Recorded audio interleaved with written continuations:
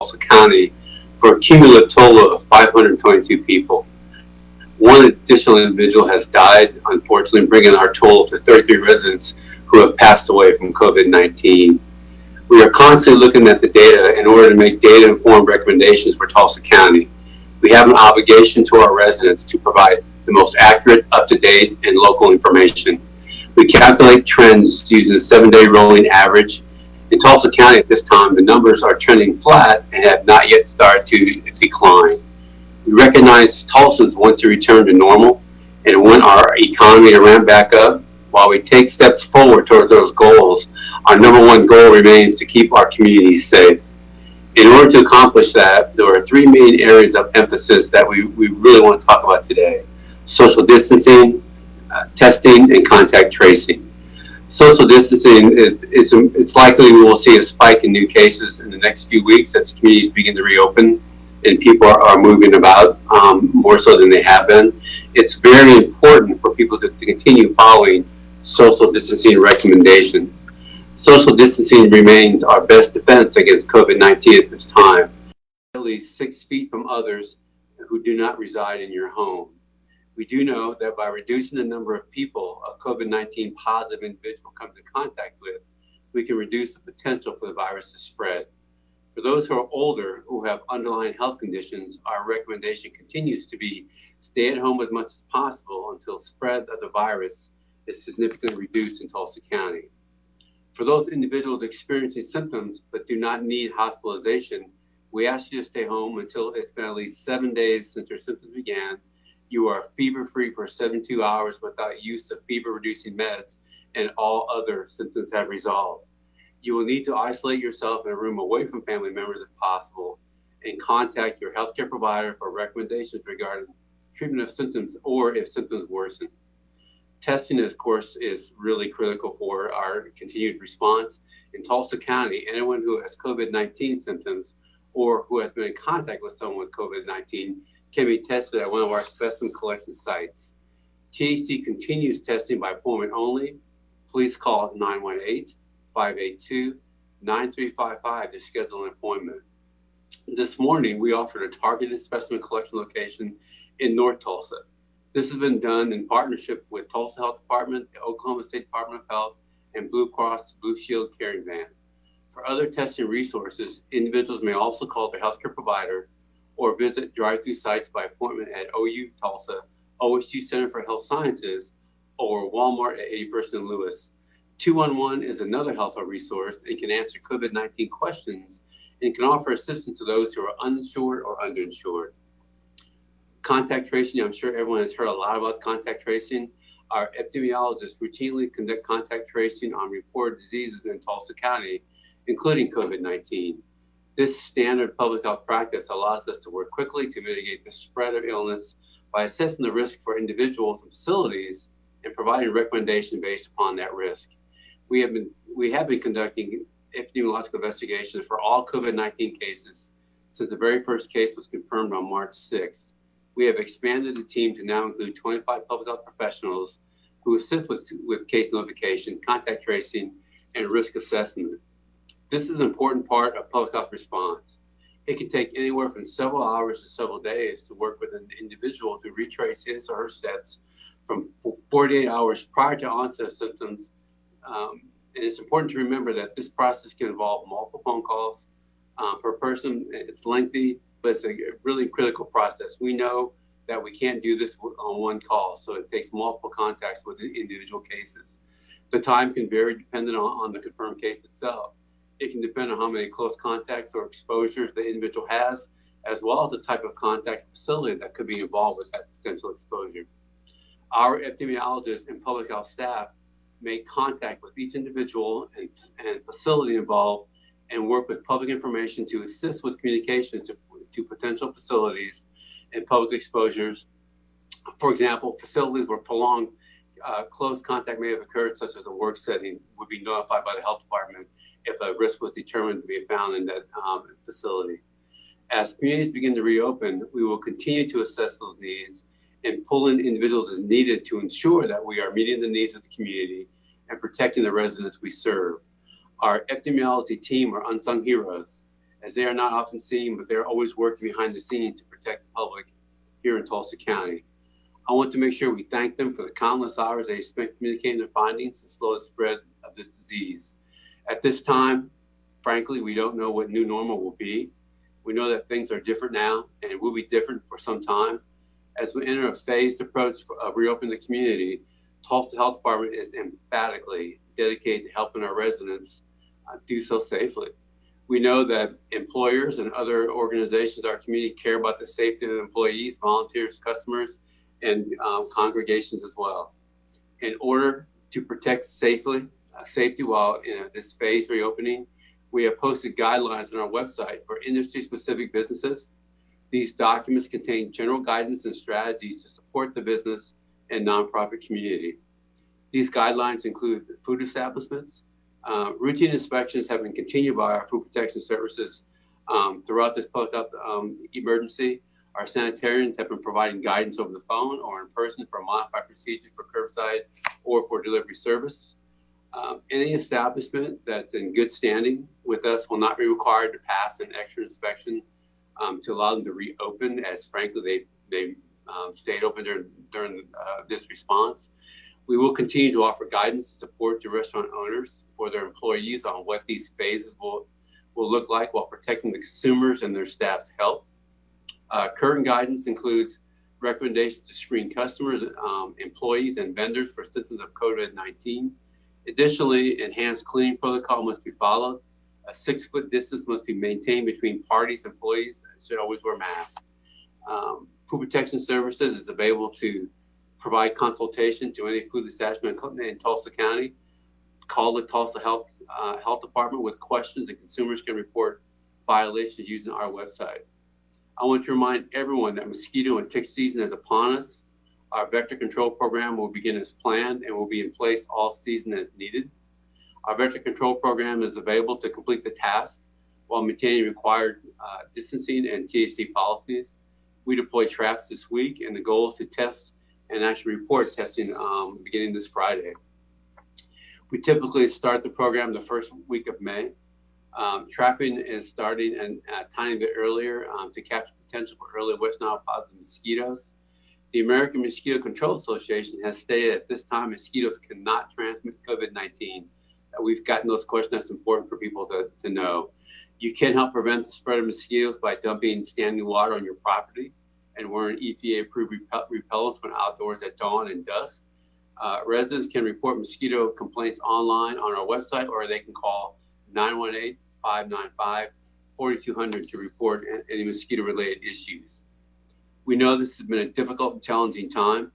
Thank you all for your sacrifices you made during the month of March and April to help slow the spread and to lessen the surge on our hospital systems.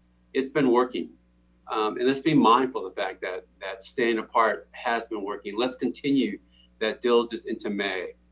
We will slowly and safely reach our goal of restored economic health because we took the right steps now to restore and secure our community's health. And I want to thank you all for following recommendations during this difficult time. We know it has not been easy, but we do know that these recommendations are working. At this time, I'd like to turn this over to Mayor Bynum. Thank you, Dr. Dart.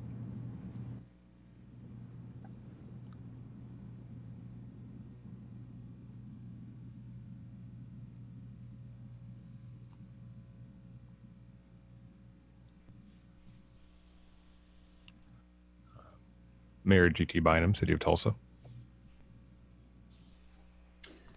Thank you very much. And to hear Dr. Dart remind us that we're going into mosquito season after what we just went through last night in the middle of a pandemic, you kind of wonder when the locusts are going to show up, right?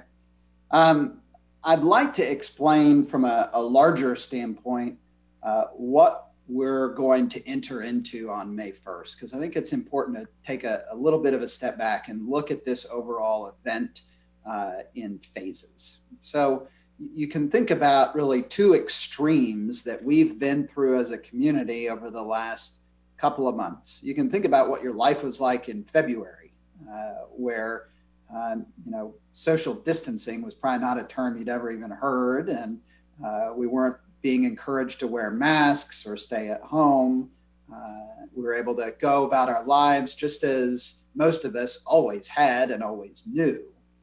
And the reality, based on all the public health guidance that I've seen, is that if we kept doing that, the results would have been disastrous for Tulsa and for cities all around the United States. So instead, we took an unprecedented step as a community and went to a different extreme in which we implemented very strong social distancing practices early in the course of the virus hitting our community. And the willingness of Tulsans to act early and to do what we had to do to protect our neighbors and our healthcare system is the reason that you see our overall death rates per 100,000 citizens so much lower than in so many of the cities around our country that you hear about on the news. There is no question in my mind that the actions of Tulsans to practice social distancing and to isolate ourselves from one another and to minimize our human-human contact was crucial in allowing our healthcare system to build up the capacity it needed over the last 6 weeks. But there's another reality, which is that we anticipate this virus being with us for quite a while. The best case scenarios that I've heard, which would really be unprecedented in speed, is that we could expect a vaccine for this virus in a year or a year and a half. Well, we cannot afford as individuals or as a community to practice this level of extreme social isolation for a year and a half, waiting for that vaccine to come around and be readily accessible for everybody in our community. And so we have to find somewhere in between those two extremes. And when you hear people talk about going through phases, the idea behind that is that we want to go about this gradually, exploring what we can do as a community to re-engage our lives to the greatest extent possible with what we've known before, but doing it differently than we did before to minimize our individual ability to spread this virus and to contract it. And so you start out with phase one, which is what will start in Tulsa on May 1st. And that is where it's an initial attempt to identify things that we can do that minimize that risk. And so our current shelter in place order will expire at the end of the day on April 30th, and at midnight on May 1st, a new order will go into place that enforces both federal and state guidelines here in Tulsa. And this is our community's part in trying to identify what life is going to look like for the foreseeable future until treatment for COVID-19 is readily available for all of us to access. And so before I get into what that looks like, I want to set the table, if you will, for the recognition that just as ramping up these social distancing practices was not a uniform and orderly process, doing something that our community had never done before. Some people did it better than others. Some didn't do it at all, but it wasn't like a perfectly choreographed and executed social distancing implementation, nor should we expect that as we go about trying to identify those practices that protect us as individuals and allow us to go about our lives with reduced risk moving forward, will that look perfect? We will all try the best we can, but we need to have, again, some grace for our neighbors as we go through this and go about it, as we always do as Tulsans, focusing on just the next step ahead. So on May 1st, we will begin enforcing the state guidelines for businesses that have been issued by the governor. I want to be clear that those are not helpful tips in Tulsa. Those are guidelines that will be enforced in our community. and they will be enforced by the Tulsa Police Department and the Tulsa Health Department working together. I would encourage everyone, after this briefing is over, you can go to our COVID-19 landing page at cityoftulsa.org and see the general overall guidelines for businesses, but also links to the state's specific industry by industry guidelines. And I think what you're going to see when you look at those is that different industries have different practices that their larger industries have identified as best practices that can be deployed here in our community that will reduce your risk of contracting and spreading COVID-19. And I can give you good examples just from our operations at the city government in Tulsa. We've been going through this for about 2 months now. And while we have some employees who are able to remote work and have been doing that, we're really a very outward facing organization. Police officers, firefighters, crews that work on our water and sewer systems, they don't get to work from home. They have to be out in the field.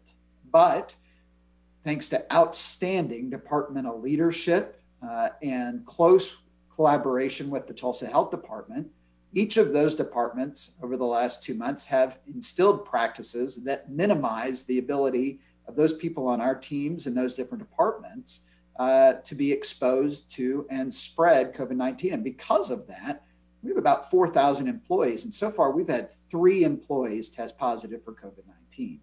So while clearly staying at home is the best thing that you can do to avoid contracting and spreading this virus, the reality is there are practices that any organization can put in place that greatly reduce the ability of its employees to also contract and spread that virus.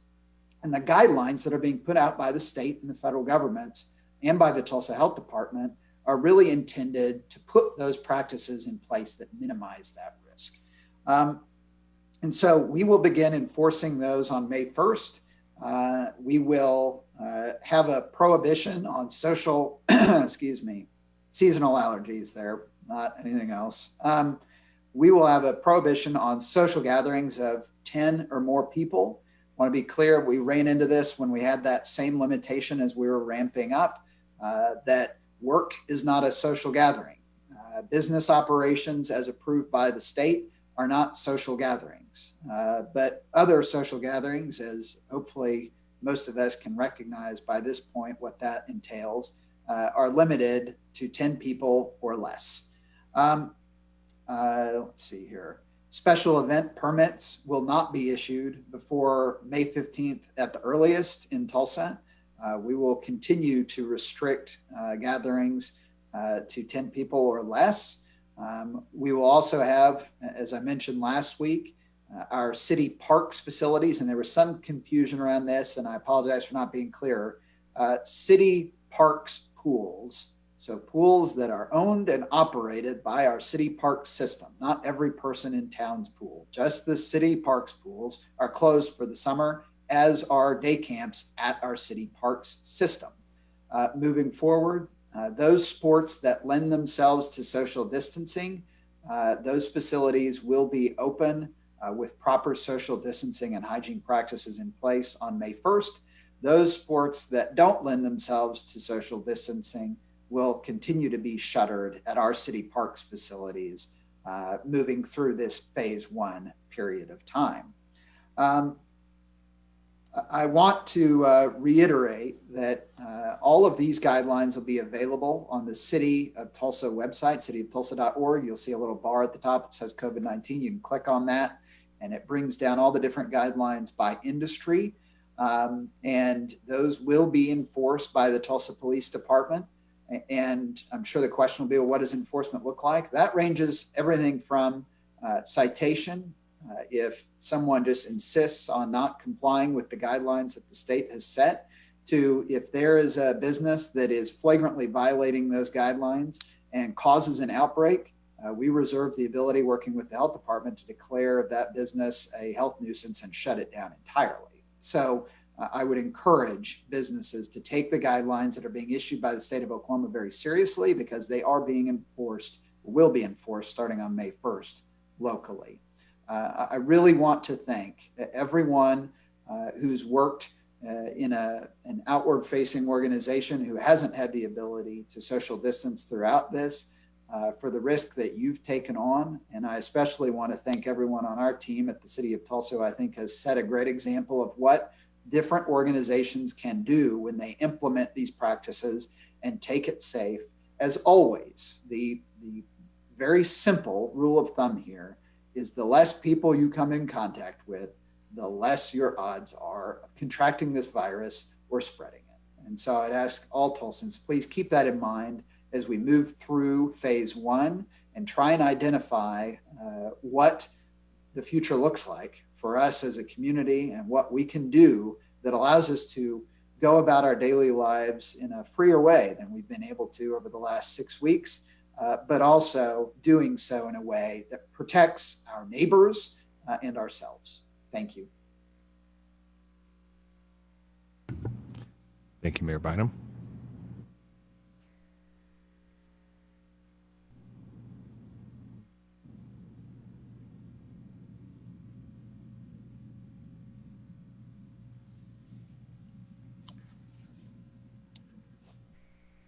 Tulsa County Commissioner Karen Keith, don't forget to unmute your microphone, please.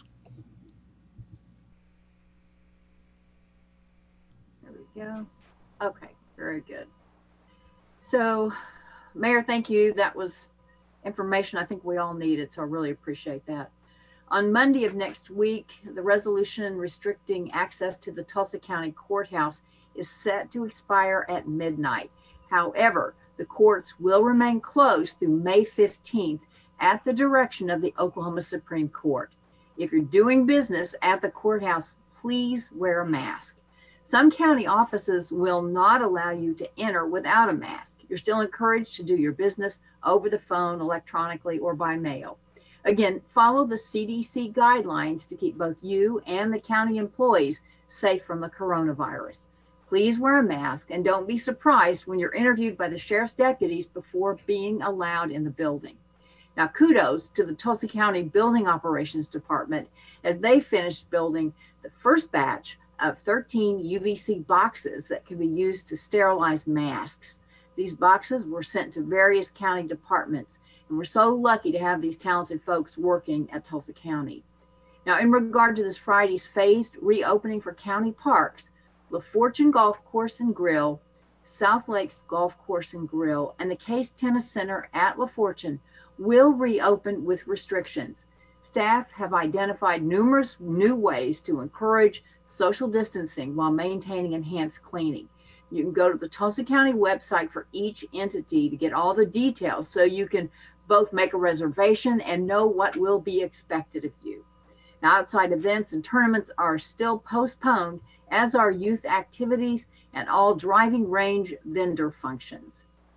Now, we have yet to determine if our pools and splash parks will open for the summer and are looking at regional, state, and national information and data that will help us identify if we can open them safely. Several metro parks departments are also going through these similar exercises. Now, we will not open playgrounds at this time, but we'll continue to evaluate on an ongoing basis as we move through phased openings. When we do open our playgrounds, we want to ensure that we can maintain the cleanliness of the area and keep practicing social distancing. The OSU Tulsa Extension Office and the Oklahoma County Home and Community Education members have volunteered their time and money to create 1,000 handmade fabric masks that they donated to local hospitals, medical facilities, local community members, and local grocery stores and businesses. So just a shout out of great work to them. And the Tulsa Area United Way has joined forces with Family and Children's Services Child Abuse Network, Inc., and the Parent Child Center of Tulsa to provide education about ways to identify and report child abuse during this period of social distancing and virtual schooling. Unfortunately, this is a real issue, and we need to continue to be vigilant for those that may not be able to help themselves. To report a child at risk, you can call the Oklahoma Child Abuse Network hotline at 1-800-522-3511. Calling the hotline allows the appropriate authorities to open an investigation, gather facts, and protect the child if they're being harmed in any way. You can also visit the childabusenetwork.org to find out more information and to get help. If you yourself need help managing stress, please call the COPES helpline at 918-744-4800. Additionally, domestic violence intervention services, along with the Family Safety Center, the District Attorney's Office, local law enforcement agencies, and other organizations are continuing to work together to ensure that victims of domestic violence are made aware of available resources to them. And you can visit divas.org for more information. So I want to leave you on a happy note today. A new Route 66 icon, Buck Adams on 11th near Peoria, will be lighting up tonight as part of an effort to bring more neon signs to the Mother Road in Tulsa. So if you're restless, go drive by after or tune in at 7:25 on Buck Adams' Facebook page to watch the lights come on. Up next, Police Chief Wendell Franklin. Thank you, Commissioner.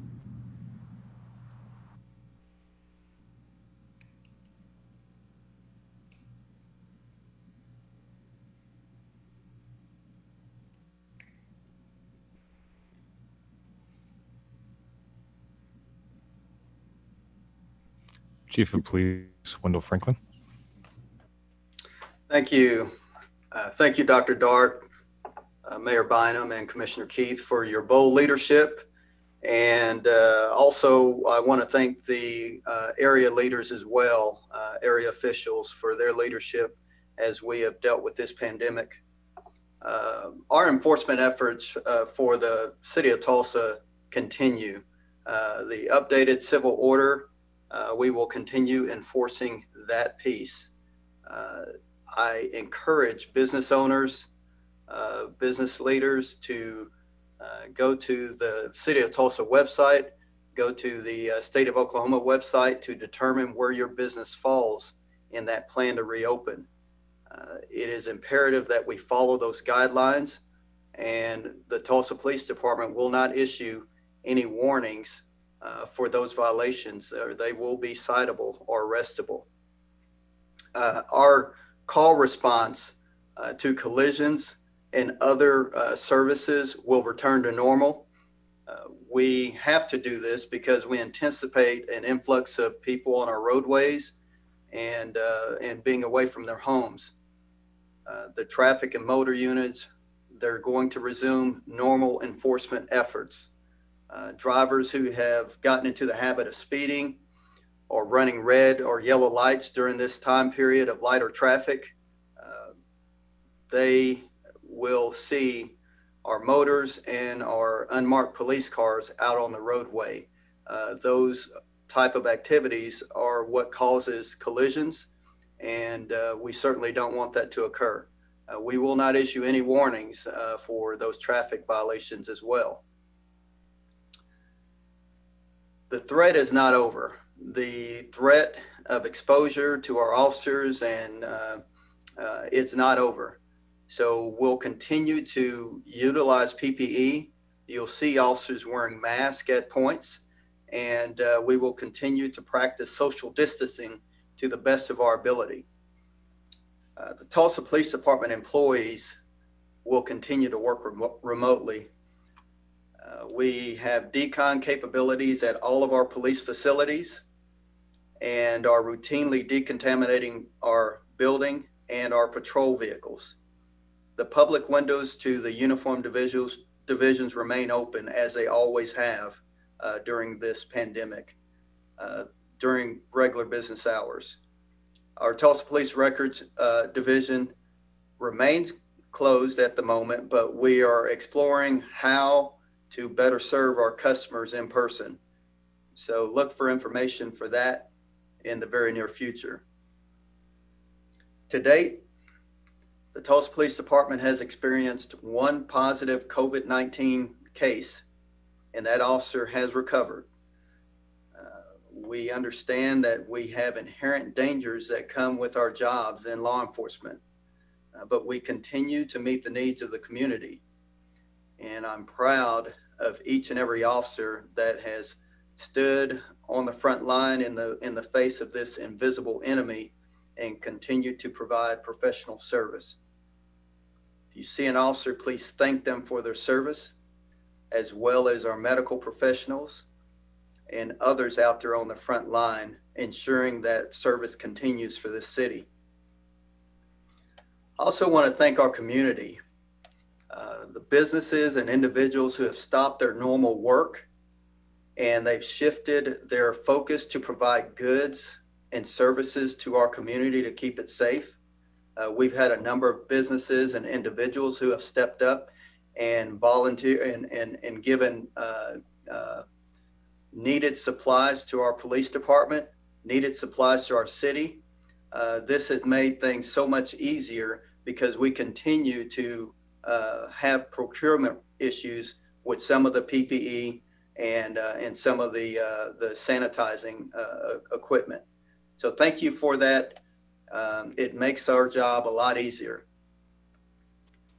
I want to end by thanking Tulsa and letting each of you know that Tulsa is truly one Tulsa. We're one community. Thank you. Thank you, Chief. Please stand by as we bring our other panelists back for questions.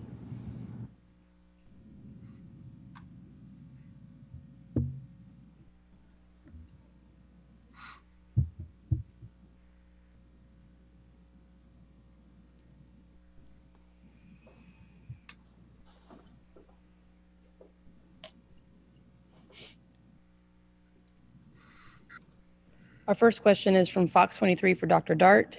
Is Tulsa County still preparing for a hospital surge in mid-May? What are they doing to prepare for that if they are? You know, we're following the data, and we're actually listening to what the data tells us. Part of pandemic planning is to ensure that hospital capacity is not overwhelmed in any time frame of a pandemic, and so we are doing that here as well.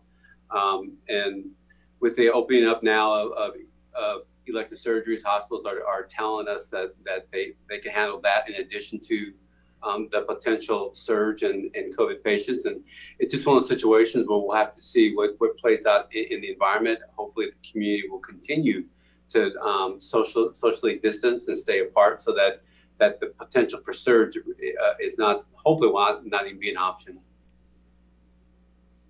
Okay, for Mayor Bynum from Channel 6. Other large cities in Oklahoma are saying that they meet all 4 gates set by the White House to reopen, including Oklahoma City. Last week, you said Tulsa had not met those guidelines since cases were trending up. Is that still the case? And if so, do you think there's a reason for that? Well, that is accurate based on all the data that I get from the Tulsa Health Department, including about an hour before our presentation last week. As to what it's looking like, what those trends look like now, and why that phenomenon, why Tulsa might be different than other cities, I would really defer to Dr. Dart as the public health expert here. But the reality is, you're right, Oklahoma City have met the criteria. In Tulsa, I do want to be clear, we meet the criteria on the hospital capacity side. Based on everything I'm hearing from our hospitals, we've met that gating criteria. But it's on the overall trends relative to cases and symptoms where we haven't been meeting that. We have not met that criteria. I even checked again with Dr. Dart last night and told him to please let me know as soon as we do hit that criteria, but we still have not. And I would defer to Dr. Dart for the rest of the question.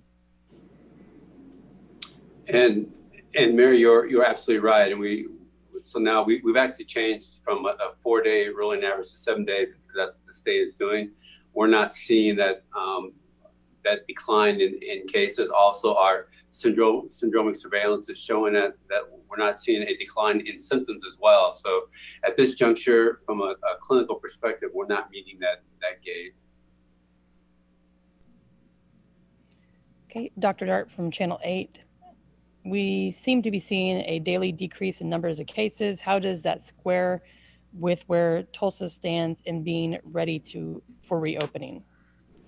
Well, in Tulsa, we're not seeing a steady decline in cases. I mean, best case scenario, we're in somewhat of a plateau, but there's no decline whatsoever. And until we get that decline, we're really stuck in this phase. And it's important that we continue to expand testing. It's important that we continue to do contact tracing so we can keep people safe. But as we follow the data, hopefully as we continue to test in our community and try and figure out really the total penetration of the virus in our community, we'll have a better idea of what those test numbers truly mean. And bottom line, though, is that we want to see that trend go down.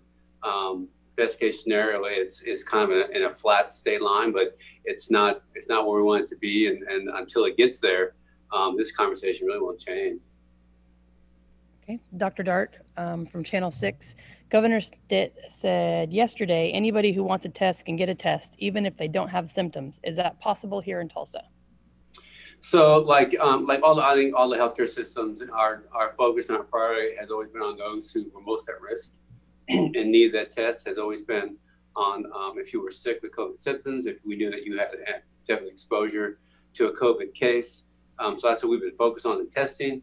Bottom line, though, is that we will, if anyone calls us and they absolutely want to test, we will test them, but we're going to maintain our priority on those who are most at risk.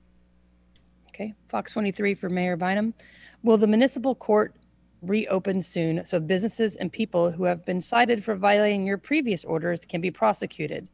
And so people who are cited in the future for breaking new rules can be prosecuted? So I'm having discussions this morning with our municipal courts team on the proper reopening. Oklahoma State Supreme Court, I believe, had set a plan to reopen courts around May 15th or 16th, and we were planning to follow that, but with the county making their announcement today, I think that gives us certainly a pause and a desire to look at what we can safely do. And so I'm talking this morning with our courts administrative team as well as our facilities team about what we might be able to do on that front to reopen our courts in a way that provides safety for people who need to be processed through there. Okay. So I don't have a yes or no answer today for you, but that is something that we're looking at, and we should have a decision made in the next couple of days. Okay. Mayor Bynum from Channel 8. You talk about enforcing regulations and guidelines on social distancing. How do you plan on doing that? Well, it's very simple. The guidelines that are put out by the state for businesses and industry are very clear on what should be done to prevent the spread of this virus. And I'm glad that question is asked, because one thing that I didn't mention earlier and that I think we can never say enough is that the virus has not suddenly decreased in our community. As you heard Dr. Dart say, our positive test cases are not decreasing here. So the virus hasn't decreased at all from what it was yesterday or a week ago or 2 weeks ago. In fact, our positive cases were ramping up as of Friday.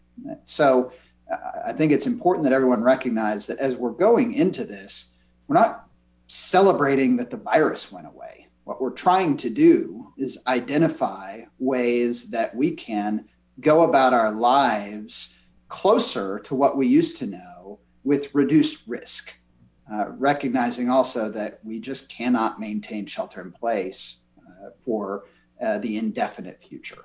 And so when we talk about enforcing guidelines, I can guarantee you this is not something that Tulsa police officers or anybody that works at the health department is super ecstatic about having to do.